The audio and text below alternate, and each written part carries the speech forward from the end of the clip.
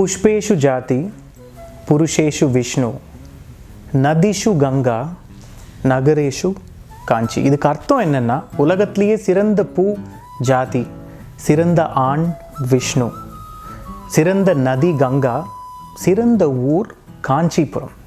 காஞ்சிபுரம் ஒரு காலத்தில் கொடி கட்டி பறந்த ஊர்.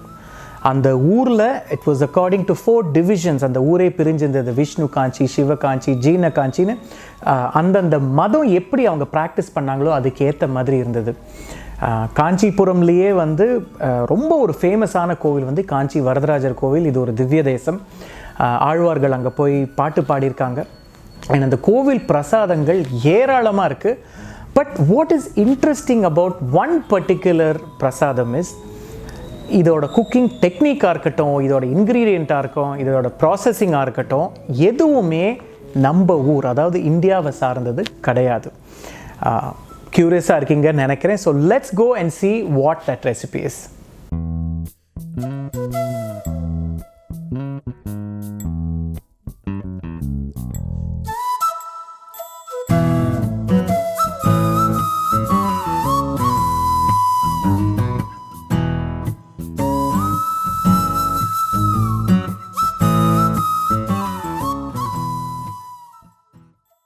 காஞ்சிபுரம் இட்லி. காஞ்சிபுரம் இட்லி வந்து நிறைய பேர் நிறைய விதமாக பண்ணுறீங்க. சில பேர் வந்து இட்லி மாவையே வந்து சும்மா கொஞ்சம் அதில் கடுகு, சீரகம், மிளகு, பெருங்காயம்னு போட்டு காஞ்சிபுரம் இட்லி ஆக்கிடுறாங்க. கிடையாது. காஞ்சிபுரம் இட்லின்றது அதுக்கு ஒரு தனிப்பட்ட மாவு. இது வந்து காஞ்சி வரதராஜர் கோவிலோட பிரசாதம். எனக்கு இந்த பிரசாதம், இந்த கோவில் ரெசிபியை எனக்கு கற்றுக் கொடுத்தது வந்து பாபுஜின்னு ஒருத்தர். இவர் காஞ்சிபுரம் கோவில், வரதராஜர் கோவில் மடப்பள்ளியில் காஞ்சிபுரம் இட்லி பண்ணுற ஒரு ஸ்பெஷலிஸ்ட். ரொம்ப ஒரு ஹம்பிள், ரொம்ப ஒரு நல்ல பர்சன். ஓகே, ஸோ இதுக்கு வந்து மெயினாக தேவையானது வந்து அரிசி அண்ட் கருப்பு உளுந்து. அதை தவிர ஒரு பொடி ஒன்று போடணும். அதுக்கு பொடின்னு இல்லை, all the spices that go into it, that's what is important. So இதில் வந்து நான் 2 கப்பு அரிசி அலம்பி இங்கே ஊற வச்சுருக்கேன். அண்ட் 1 கப்பு வந்து கருப்பு உளுந்து. நீங்கள் நோட்டீஸ் பண்ணி பார்த்தீங்கன்னா தெரியும், காஞ்சிபுரம் இட்லிலேயே வந்து ஒரு கிரே கலர் ஒன்று இருக்கும். அது வந்து இந்த கருப்பு உளுந்து தான் கொடுக்கும். அண்ட் முக்கியமாக அந்த காலத்துலலாம் வந்து கருப்பு உளுந்து தான் இருந்திருக்கும். தோலோடு எடுத்தது வந்து அப்போ கிடச்சிருக்காது. ஸோ 2 கப்பு அரிசினா 1 கப்பு வந்து கருப்பு உளுந்து. ஸோ இதை வந்து நல்ல ஒரு பேட்டர் மாதிரி நல்லா முதல்ல அரைச்சிக்கணும். அதை தவிர ஒரு பொடி ஒன்று பண்ணால், நான் ஃபஸ்ட்டு வந்து நான் இந்த மாவு வந்து அரைச்சிக்கிறேன். இதில் பாருங்கள் எப்படி அரைச்சிருக்கேன் பாருங்கள். இட்லிக்கு எப்பவும் அரைக்கிற மாதிரி ரொம்ப நைஸாக இல்லாமல் கொஞ்சம் ஒரு குறைன்னா அதுக்குன்னு ரொம்ப இந்த அடைக்கெல்லாம் அரைக்கிற மாதிரிலாம் அரைக்கக்கூடாது. உங்களுக்கு அந்த தோல், அந்த கருப்பு உளுந்தோட தோல் கொஞ்சம் நல்லா தெரியும். Okay, that's what gives it that colour. இப்போது இதுக்கு இங்கே மிக்சியில் வந்து ஒரு பொடி இடித்து போடலாம், இல்லை அப்படியேவும் போடலாம். அதுக்கு வந்து ஒரு 2 டேபிள் ஸ்பூன் அளவுக்கு மிளகு, 2 டேபிள் ஸ்பூன் அளவுக்கு சீரகம், அப்புறம் ஒரு 1லேருந்து 2 இன்ச்சு பீஸுக்கு வந்து சுக்கு. ஏன்னா இந்த காஞ்சிபுரம் இட்லிக்கே வந்து ஒரு வாசனை கொடுக்கக்கூடியது வந்து அந்த சுக்கு மிளகு சேர்றது தான். ஸோ சுக்கு, அதை தவிர பெருங்காயம். இன்னொன்று நான் சொல்லணும்னு நினச்சேன், சொல்ல மறந்துட்டேன்.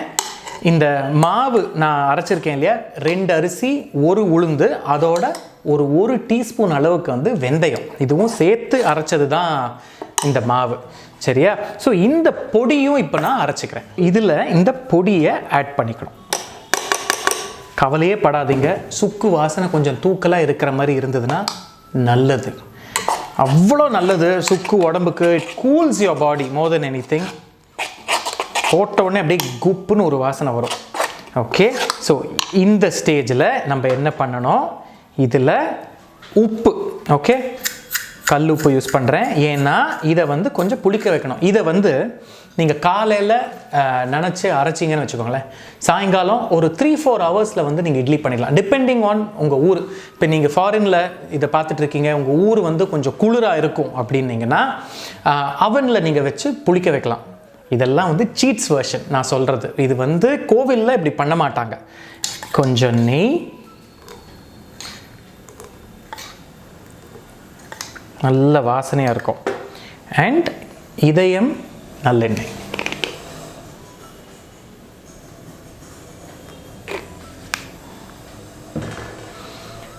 புளிச்ச தயிர்.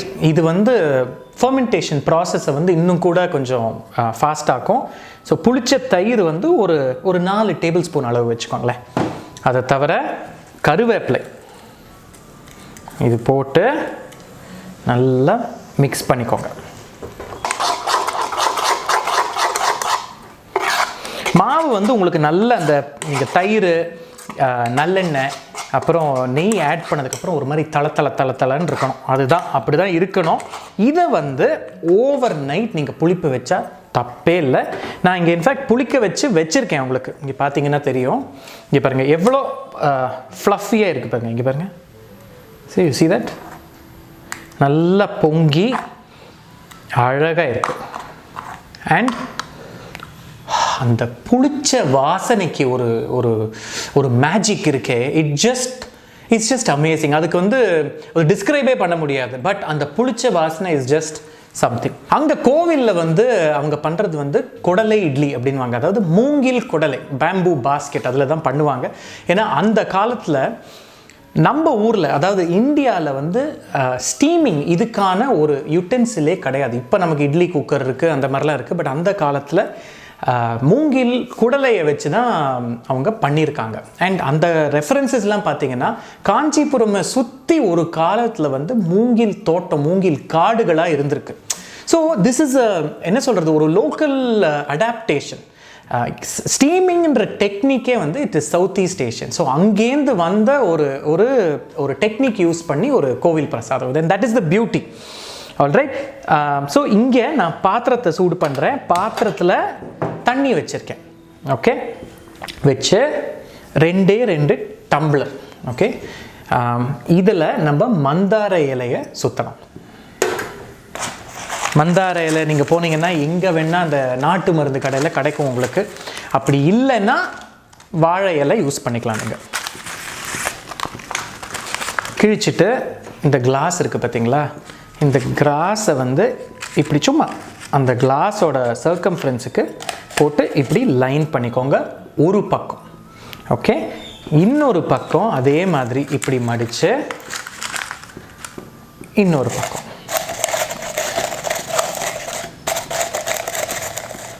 இன்னொன்று என்ன பண்ணணும்னா, சின்ன ஒரு இலை இருக்குது பார்த்தீங்களா, இதை மடித்து, இதுதான் வந்து பேஸ் ஆஃப் த இட்லி. இது எதுக்குன்னா ஒட்டாமல் வரத்துக்கு.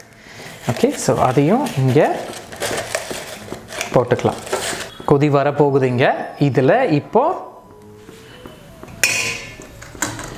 இந்த மாவு இருக்குது பார்த்தீங்களா, இங்கே வச்சுக்கிறேன். அதை இந்த மாவு தட் இஸ் நான் ஓவர் நைட் கிட்டத்தட்ட ஒரு 7-8 மணி நேரம் புளிக்க வச்ச மாவு.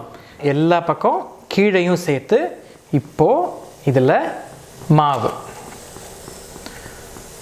உங்கள் டம்ளர் ஆர் பாத்திரம் என்ன சைஸ் இருக்கோ அதில் பாதி அளவுக்கு ஃபில் பண்ணிக்கோங்க. போதும், ரொம்ப வேண்டாம், ஏன்னா இது எக்ஸ்பேண்ட் ஆகும். தண்ணி நல்லா கொதி வருது பாருங்கள்.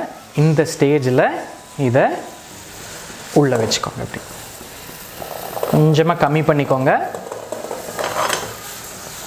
முக்கியமாக அந்த ஸ்டீம் உள்ளே போய் குக் ஆகணும். பட் தண்ணி சொட்டும். அதுக்காக என்ன பண்ணணும், இந்த மாதிரி ஒரு மந்தார இலையை வச்சு இப்படி கவர் பண்ணிக்கணும்.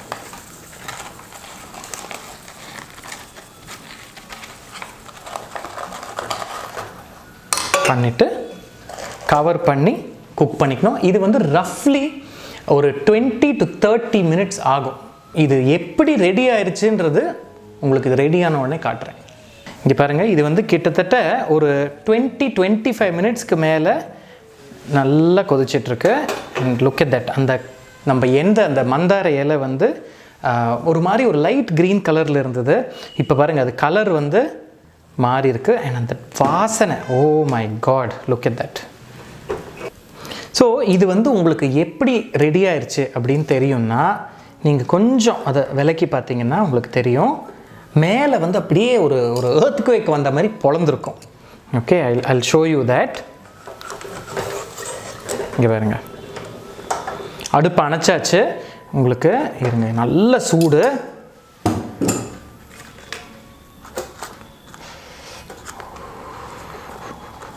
எப்படி வந்தது பாருங்க.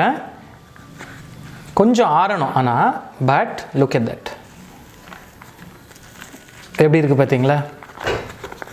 மேலே எப்படி ஒரு கிராக் ஆகிருக்கு. இது எதனாலன்னா ஃபர்மெண்டேஷன் ப்ராசஸ். உள்ளே இருக்கிற கேஸ் வந்து அந்த சூடு தாங்காமல் இட் எஸ்கேப்ஸ் அண்ட் கிராக் ஆகும். அதனால தான். ஸோ உங்கள் காஞ்சிபுரம் இட்லி இந்த மாதிரி வெடிச்சிருச்சுன்னா கவலையே படாதீங்க. இந்த மாதிரி வெடித்த இட்லி தான் அவ்வளோ டேஸ்டியாக இருக்கும்.